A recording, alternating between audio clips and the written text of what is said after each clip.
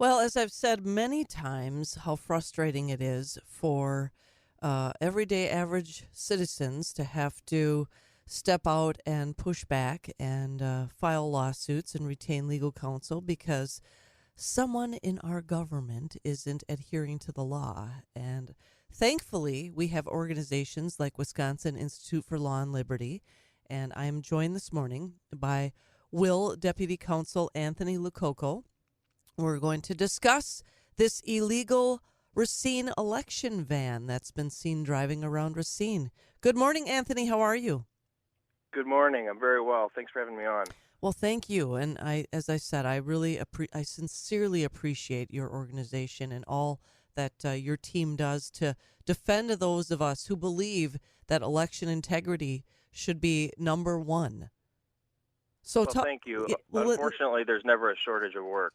yeah, well, and of course, if there are human beings out there, uh, you'll always, it's job security for you because there, as I said to you off air, where there's a will, and there's definitely a will for Democrats to continue to want to bend the rules and, I guess, ignore any kind of election integrity laws that we have, especially in light of what the Wisconsin Supreme Court just ruled about absentee ballot drop boxes. Right. And in this case, it's sort of an egregious example. I guess I'd start by talking generally about early voting. I think as many of your listeners may know, when that voting occurs, uh, these ballots are supposed to go back to the office of the municipal clerk. That's typically how it works. But if a clerk determines that for some reason the clerk's office is unavailable, that could be for any number of reasons, then the clerk is allowed to designate an alternate absentee ballot site or sites. But the site is intended to approximate the clerk's office. It's supposed to be a close match. So, in other words, by statute, that new site needs to be as close to the clerk's office as practicable. Its location can't confer any sort of partisan advantage.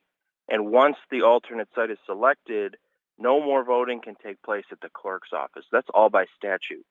And unfortunately, what Racine is doing here is they're illegally using alternate sites in ways that don't comply with these requirements. They've purchased this election van, and they're allowing voting, or they allowed voting, at both the clerk's office and this van, which drove around the city, moving to 21 different locations over 2 weeks for 3-hour periods at a time. And, conducting an election in this way just leads to voter confusion, creates opportunities for partisan advantage, and most importantly, violates the law. I just what I don't understand is how they can get away with it. And I know you're doing your part with Wisconsin Institute for Law and Liberty, but it goes beyond creative election fraud. I mean, it's just breaking the law. I think in several of these cases, we've listed in our complaints to the Wisconsin Elections Commission, and that's what we did, all the different ways in which this van violates the law. And some of them are just very obvious. So, for example, I mentioned that once you designate the site, the alternate site, no function related to voting can be conducted at the office of the municipal clerk. But here, Racine's clerk is allowing voting at the clerk's office and at the van. That violates the law. Second, no site can be designated that affords an advantage to a political party. Your listeners can go to our website, will-law.org, and my colleague, Dr. Will Flanders, has put up a study where he analyzed the sites that they use and shows that overall these sites do confer an advantage to Democrats. Third, the site has to be located as near as practicable to the office of the municipal clerk. Well, over 150 sites were pre-approved in advance of the election. And we show again in our report that many sites were available that were much closer to the clerk's office than the 21 that were used. And then finally, the election statutes repeatedly indicate that buildings are what are contemplated as locations for voting, not the trunk of a car, not a parking lot. But what Racine has done is provide these notices of where voting is going to occur. They put the address up. That's not really telling people where that voting is going to be in a van.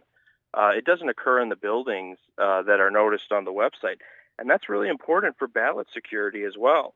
I mean, what is happening to these ballots that are put into this van? In our view, they can't be brought back to the clerk's office because no voting functions can occur there while the alternate sites are in use. So are these ballots just being driven around the city for 14 days and then left in a van, locked at night?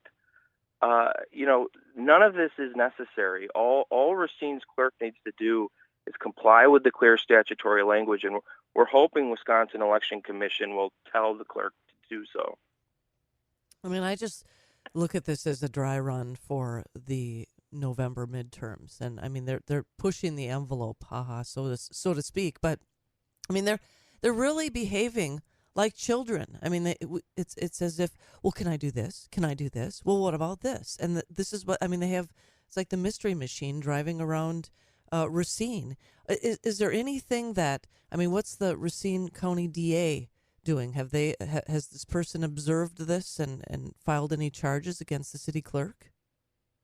So I'm not aware of anything that the DA may be doing. Our hope, and I think you make an important point, this really is pushing the envelope. Certainly the first time I had heard of anything like this. We hope that the easiest way to take care of this is there's a process in place for when clerks violate the law. The Wisconsin Elections Commission is supposed to step in and correct it. So hopefully this will be a quick process. We filed the complaint. We think the law is clear. The Elections Commission should step in and end this practice now. Of course, if that doesn't happen, then we have other options available. A lawsuit could be filed, but hopefully doing that won't be necessary. Have you received any response from the Racine City Clerk? I'm not sure. We haven't received a substantive response yet. So essentially, they're really not back down. They're not going to back down, and they're not going to apologize, and they're not going to change their practices until they're required to do so, which they already are under law. Well, they'll get a chance to file something in response in front of the Wisconsin Elections Commission. So that'll be our opportunity to see what their justification is, and then WEC will have to compare that to our complaint and make a decision. I don't think there's any way to defend this practice, so I think they're going to have a hard time writing that response. Well, and what concerns me is that it's precedent setting. If someone up here in Wausau sees, oh, Racine's using a van, well, why can't we use a van? Because we still have, much to our great dismay, we still have a absentee ballot drop box sitting outside of Wausau City Hall because, I don't know, officials claim it's too difficult to remove or they want to repurpose it for something else. It's been wrapped in a tarp and it's got tape all around it. But I mean, it's ridiculous that it still stands because there's no reason to leave it there other than, I mean, it's essentially mocking the election process and mocking election integrity. Yeah, I think a general point that should be made here is that, there is a right to vote, but absentee voting, as it says in the statute, is a privilege, not a right. And absentee voting is fine, but we need to make sure that there's security around this voting, and that's why the legislature's taken the time to implement in statute numerous ballot integrity measures. And all we're asking is that those measures be complied with. And if for some reason we think, the people of Wisconsin determine that a measure is too stringent or needs to be modified, that's fine too, but do it through the legislature. I mean, that's the way that this is supposed to be taken care of. We can't have clerks throughout the state of Wisconsin just taking matters into their own hands and ignoring statutory requirements whenever they wish. And that's a recipe for chaos.